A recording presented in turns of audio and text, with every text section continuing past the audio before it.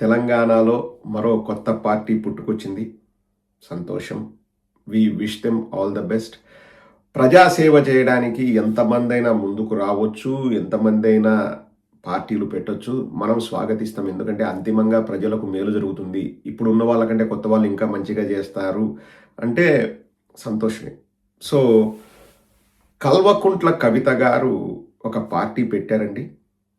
నా honest opinion కూడా తర్వాత చెప్తాను. పార్టీ పేరు టిఆర్ఎస్ అని పెట్టారు.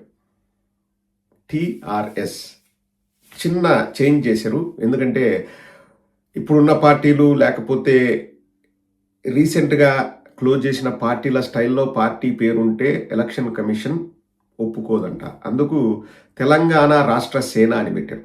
జనసేనలో సేన తీసుకొచ్చారు, తెలుగుదేశంలోని పచ్చ కలర్ తీసుకొచ్చారు, తెలంగాణ రాష్ట్ర సేన అని పెట్టారు. సంతోషం. తమ్నైల్లో పెట్టాను కదండి. మా షర్మిలక్క అలాగే కట్టు బొట్టు ఆల్మోస్ట్ సిమిలర్ అలాగే ఉన్నాయి. But whatever it is, all the best to Kalvakuntla Kavitha గారు. ముందుగా కవిత గారు ఈ పార్టీ ఆవిర్భావ సభలో వారి తండ్రి గారి గురించి ఏం మాట్లాడారో ఒక్క నిమిషం వినండి. తర్వాత మన ఆనెస్ట్ ఒపీనియన్ చెప్దాము. ఒకసారి వినండి. బీఆర్ఎస్ అప్పుడున్న టిఆర్ఎస్ కి నేను కూడా నా రక్తాన్ని, నా చెమటని, నా సమయాన్ని కుటుంబంతో పిల్లలతో గడపాల్సిన టైంలో టిఆర్ఎస్ పార్టీ బలోపేతానికి పనిచేసిన వ్యక్తిని నేను కూడా. ఆనాటి కేసీఆర్ వేరు, ఇప్పటి కేసీఆర్ వేరు. ఆనాటి కేసీఆర్కి తెలంగాణలో చేనేత కార్మికులు చచ్చిపోతుంటే భిక్షాటన చేసిన కేసీఆర్ ఆనాటి కేసీఆర్. ఇయాలటి కేసీఆర్ మారిన మనిషి, మన మనిషి కాదు. ఏమైంది ఇయాలటి కేసీఆర్కి? హైడ్రాలో ఇల్లు కూలిపోతుంటే అరుస్తున్నారు, అన్నా ఎక్కడున్నావు రా, వచ్చిండ్రా? రాలే. వెలుగుమట్ల ఇల్లు కూలితే వచ్చిండ్రా? రైతులకు వర్ష బీభత్సమై మొత్తం పొలాలు మునిగిపోతే వచ్చిండ్రా? కేసీఆర్ గారితో పోల్చుకుంటే రాజశేఖర రెడ్డి గారు అదృష్టవంతులు. ఇటువంటి దరిద్రాలన్నీ వినే అవసరం వారికి రాలేదు. సో కేసీఆర్ గారు మన మనిషి అయిపోయారు, మన మనిషి కాదు. పాతతరం కేసీఆర్ వేరు అన్నారు. ఇక్కడ తెలంగాణ విషయాలు నాకు అంతగా తెలియదండి, వాస్తవంగా చెప్తున్నాను. ఎవరిది తప్పు, ఎవరిది ఒప్పు, ఈమెకు అన్యాయం చేసినారా, ఈమెకు న్యాయం చేసినారా నాకు తెలియదు. నేను ఆ విషయంలో వెరీ న్యూట్రల్. పార్టీ పెట్టారు, ప్రజలకు మంచి చేస్తాము అని పార్టీ పెట్టిన ఎవరినైనా స్వాగతించాల్సిందే. వాళ్ళ పనితీరు ఎలా ఉంది, వాళ్ళు ఏం చేస్తారన్నది బేరీజు వేసుకొని ప్రజలు నిర్ణయాలు వాళ్ళు తీసుకుంటారు. That's fine. నేను ఎక్కడ కూడా ఎందుకు నువ్వు పార్టీ పెట్టినావు అని నేను అడగట్లేదు. ఇప్పుడు తండ్రి వద్దనుకున్నావు, తండ్రి పేరు వద్దనుకున్నావు, తండ్రి పెట్టిన పార్టీ వద్దనుకున్నావు. మరి తండ్రి ఇచ్చిన ఇంటి పేరు దేనికి? ఇంటి పేరు దేనికి? ఓట్లు రావాలి అంటే తండ్రి ఇచ్చిన ఇంటి పేరు ఉండాలన్నా? ఐడెంటిటీ మార్చుకోవడం ఎంతసేపు అండి? పార్టీనే మార్చినారు, పార్టీ పేరే మార్చినారు. ఇప్పుడు నేను గూగుల్ చేస్తే ఇప్పుడే నాకు తెలిసిందండి, ఆవిడ ఇంటి పేరు అంటే వారి భర్త గారి ఇంటి పేరు దేవనపల్లి అనిల్ కుమార్ అంట. సో చక్కటి పేరు, దేవనపల్లి కవిత అని పెట్టుకో. నేను అనేది ఏంటంటే, ఇంకా మీ తండ్రి గారు లేకపోతే బీఆర్ఎస్ పార్టీ ఆ ఆనవాళ్ళే నాకు వద్దు అనుకున్నప్పుడు ఫ్రెష్గా స్టార్ట్ చేయి. దేవనపల్లి కవిత అని పెట్టుకొని నువ్వు పార్టీని రన్ చేయి. ఇక్కడ చాలామంది ఆర్గ్యుమెంట్కి వస్తారండి, ఇప్పుడు అమ్మాయిల ఇష్టము, ఇంటి పేరు ఏదైనా పెట్టుకోవచ్చు. నేను కాదన్ను, మీ ఇష్టం వచ్చిన ఇంటి పేరు పెట్టుకోండి, నాకేం అవసరం లేదు. కానీ ఇక్కడ రాజకీయాలతో ముడిపడి ఉన్నాయి కాబట్టి నేను చెప్తున్నా. మరీ ముఖ్యంగా కొన్ని ఉదాహరణలు కూడా చెప్తానండి. సెలబ్రిటీస్ వరకు వచ్చే లోపల ఏమవుతుందంటే, ఇది నేను మళ్ళీ ఎవరిని ఇన్సల్ట్ చేయడానికి చెప్పట్లేదండి. భర్త గారి సైడ్ ఎక్కువ పేరుందనుకో, ఆ ఇంటి పేరు వచ్చేస్తుంది. లేదు తండ్రి గారికి ఎక్కువ పేరుంది, లెగసీ ఉందనుకో, తండ్రి గారి ఇంటి పేరే మేము పెట్టుకుంటాం. మళ్ళీ ఏమనంటే మా ఇష్టం. సరే పెట్టుకోండి. ఇక్కడ దేవనపల్లి కవిత అని పెడితే ఎవరు దేకరు, అది వాస్తవం. అదే కల్వకుంట్ల కవిత అని పెడితే నేను ఓట్లు చీల్చొచ్చు, అదే నా టార్గెట్లు ఓట్లను చీల్చడము. ఎవరు నీకు టార్గెట్ ఇచ్చినారంటే ఇంకా లోగుట్టు పెరుమాల్ కెరుక. ఇంకా అవన్నీ కూడా తొందరలోనే బయటకు వస్తాయి. ఎందుకంటే నాకు తెలిసినంత వరకు నాకు తెలుసు, కానీ నేను తెలంగాణ విషయంలో తెలంగాణ జోలికి నేను వెళ్ళదలుచుకోలేదు కాబట్టి వాళ్ళ ఇష్టం వాళ్ళది. కానీ నా సజెషన్ ఏంటంటే, భర్తలకు కూడా గౌరవం ఏంటి? ఇప్పుడు భర్త లెగసీ కంటే తండ్రి గారి లెగసీ గొప్పదని చెప్పేసి తండ్రి గారి ఇంటి పేరునే పెట్టుకుంటారు. భర్తకు గౌరవం ఏంటి? ఇప్పుడు దేవనపల్లి కవిత ఎంత బాగుంది. మా యొక్క కూడా మొరుసుపల్లి షర్మిల. మొరుసుపల్లిలో పల్లి ఉంది, దేవనపల్లిలో పల్లి ఉంది. మీ అత్తగారి ఇంటి పేర్లను కూడా పల్లె స్థాయి నుంచి ప్రపంచ స్థాయికి తీసుకెళ్ళండి. ఎవరు వద్దన్నారు? సర్టిఫికెట్లో మార్చడం ఎంతసేపు? ఎందుకంటే మా అక్క కూడా ఇంతకుముందు తెలంగాణకు పోయినప్పుడు అనింది, నేను ఈయన్నే పెళ్లి చేసుకున్నా, నేను ఈయన్నే పిల్లల్ని కన్నా, ఆడబిడ్డను కాదు ఈడబిడ్డను, ఈయన్నే మట్టిలో కలిసిపోతా అని ఇంక మట్టి విసుకుతా ఆడ ఖమ్మం జిల్లాకు పోయి అనింది. ఏం భర్త ఇంటి పేరు పెట్టుకొని భర్త ఇంటి పేరుకి మీరు పేరు తీసుకురండి ఏమి? తీసుకురండి ఏమి? ఇప్పుడు ఈ ఎగ్జాంపుల్ చెప్తానండి, మళ్ళా వాళ్ళు తప్ప రైట్ నేను చెప్పట్లే. బ్రాహ్మణి గారు ఏమయ్యారు? నారా బ్రాహ్మణి అయ్యారు. ఎందుకు? ముఖ్యమంత్రులు వాళ్ళు నారా ఫ్యామిలీ ఇప్పుడు కాబట్టి. అంటే మళ్ళీ ఇది నేను వాళ్ళ ఆ ఉద్దేశం తయారని నేను చెప్పట్లే, సమాజం చూసేది నేను చెప్తానండి. చుండ్రు సుహాసిని అని పాపం హరికృష్ణ గారి కుమార్తె పెళ్లి చేసుకుని పోయి చుండ్రు ఇంటి కోడలైంది. ఆవిడ పేరు అఫీషియల్గా అన్ని చోట్ల మారిపోయినది, చుండ్రు సుహాసిని. కూకటిపల్లి ఎలక్షన్లు వచ్చే లోపల మళ్ళీ నందమూరి సుహాసిని అని పేరు మార్చినారు. చుండ్రు సుహాసిని పేరు నందమూరి సుహాసిని మార్చినారు. ఇంటి పేరు ఎలక్షన్లకు ఓట్లకు వాడుకోవడానికి పనికొస్తుందా? వాడుకోవడానికి పనికొస్తుందా?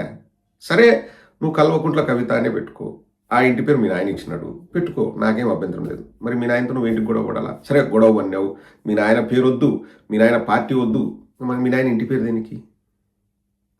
ఇప్పుడు మన హిందూ సాంప్రదాయం ప్రకారం ఏందండి, భర్త ఇంటి పేరు భార్యకు వస్తుంది. మన హిందూ సాంప్రదాయం ప్రకారమే కాదు, ప్రపంచంలో అన్ని చోట్ల కూడా ఇంటి పేరు మారుతుంది.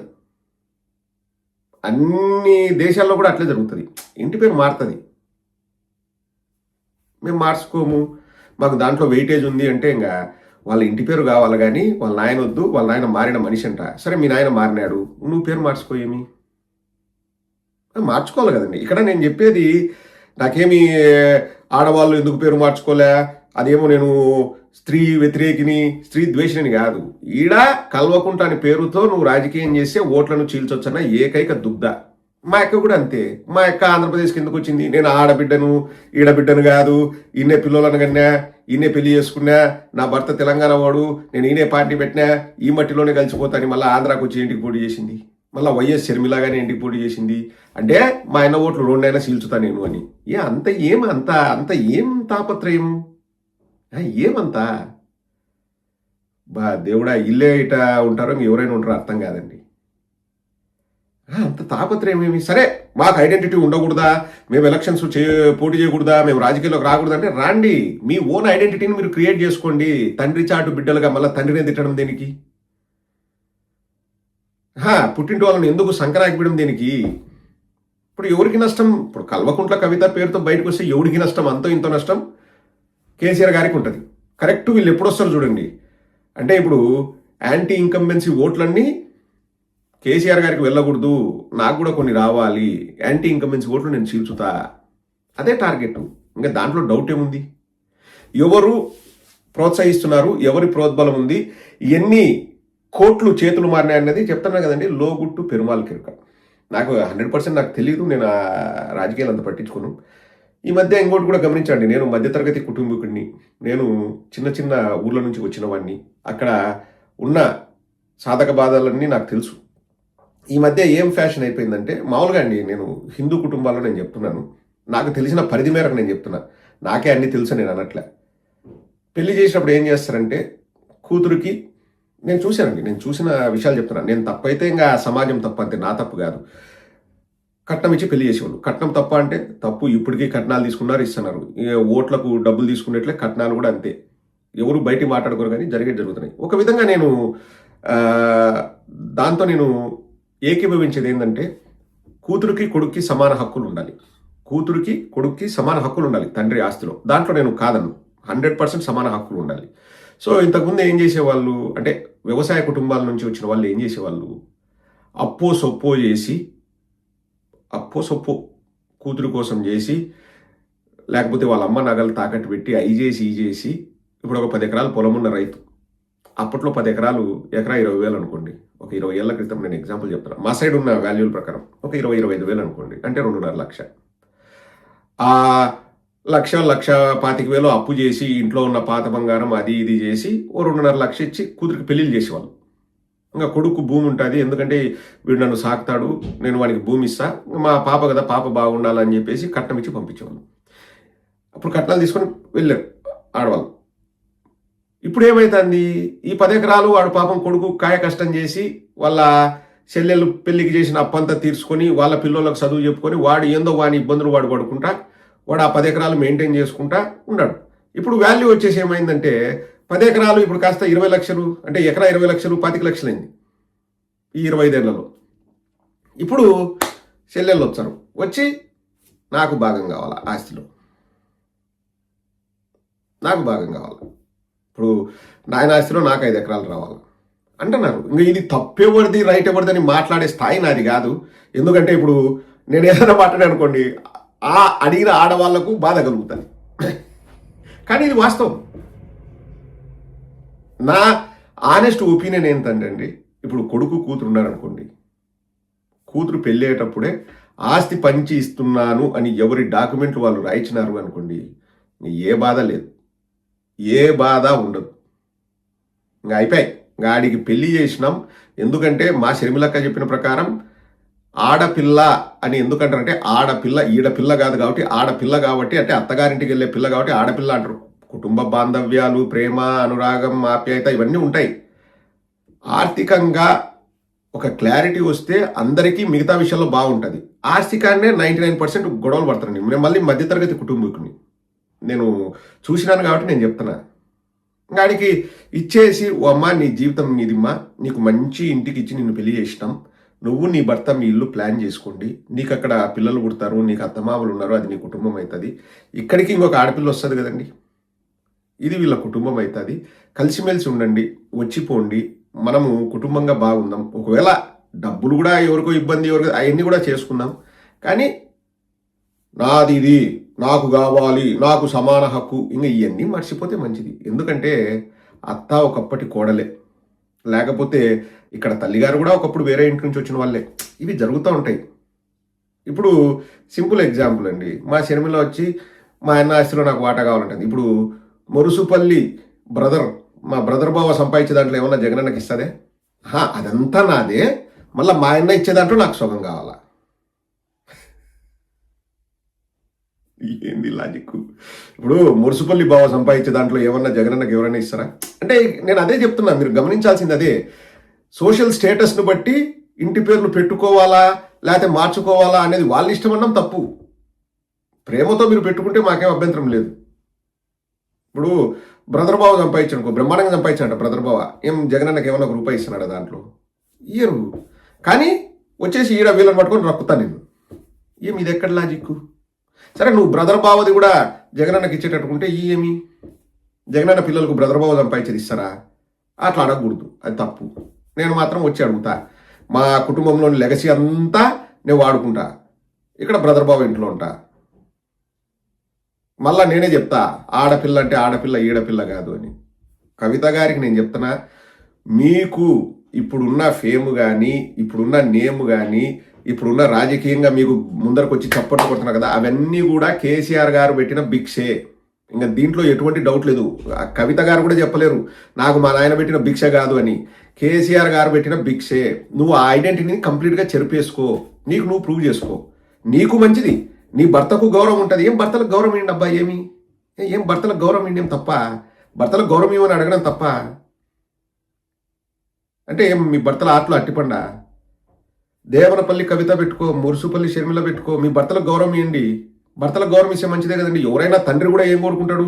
మీ భర్తలకు గౌరవం ఇవ్వండమ్మా, ఆ మెట్టినింటి గౌరవాన్ని పెంచేలాగా మీరు ఉండండి అమ్మా అని చెప్తారు ఎవరైనా కానీ పెళ్లి చేసి పంపించేటప్పుడు. పుట్టింటికి కావాల్సినంత పేరు ఉంది, కేసీఆర్ గారికి పేరుంది, రాజశేఖర రెడ్డి గారికి పేరుంది. పుట్టింటికి కావాలి, ఆ పుట్టింటికి మీరేం కొత్తగా పేరు తీసుకురావాల్సిన అవసరం లే, మెట్టినింటికి తీసుకురండి. అంతా డ్రామా అండి. ఈ పార్టీలు పుట్టగొడుగులాగా పార్టీలు పుట్టుకొని వస్తాయి. ఎగ్జాంపుల్ చెప్తాను చూడండి. అంటే తెలంగాణలోనే ఇంతవరకు తెలంగాణ పేరుతో వచ్చిన పార్టీలు చెప్తాను చూడండి. కవిత గారిది కూడా ఆ కోవలోకి చెందిన పార్టీలే కానీ పెద్ద మళ్ళీ దాంట్లో ఎందుకంటే నేను ఇక్కడ కవిత గారిని తక్కువ చేయట్లే. కవిత గారికి ఉండే ఐడెంటిటీ అంతా చంద్రశేఖరరావు గారి వల్ల వచ్చిన ఐడెంటిటీనే. ఇంతవరకు తెలంగాణలో పార్టీలు చూడండి, ఆలి నరేంద్ర గారు పెట్టిన పార్టీ తెలంగాణ సాధనా సమితి, విజయశాంతి గారు పెట్టిన పార్టీ తల్లి తెలంగాణ పార్టీ, దేవేంద్ర గౌడ్ గారు పెట్టిన పార్టీ నవ తెలంగాణ ప్రజా పార్టీ, నాగం జనార్దన్ రెడ్డి గారు పెట్టిన పార్టీ తెలంగాణ నగారా సమితి, కోదండరామ్ గారు పెట్టిన పార్టీ తెలంగాణ జన సమితి. ఏమైనాయి? ఎవరికి తెలియదు, నాకు అసలే తెలియదు. ఎందుకంటే నేను తెలంగాణ పట్టించుకును. ఒక సోదరుడు పెట్టాడు కాబట్టి నేను చెబుతున్నా. ఇంక రేపు పొద్దున తెలంగాణ రాష్ట్ర సేన ఈ ఎలక్షన్ల వరకు ఉంటుంది. ఇంకా చీల్చే కొద్దీ చీల్చుతారు. ఎలక్షన్ల తర్వాత ఇంకా నా అయిపోయిందిలే, నేను చేప చుట్టేస్తాను. మా అక్క ఇంకా గ్రేట్, మా షర్మిలక్క ప్రపంచంలోనే పార్టీ పెట్టి ఒక చిన్న వార్డుకు కూడా పోటీ చేయకుండా చేప చుట్టేసిన ఘనత మా అక్కది. మా దరిద్రాన్ని మేమే బయటికి చెప్పుకోలేము అంతే.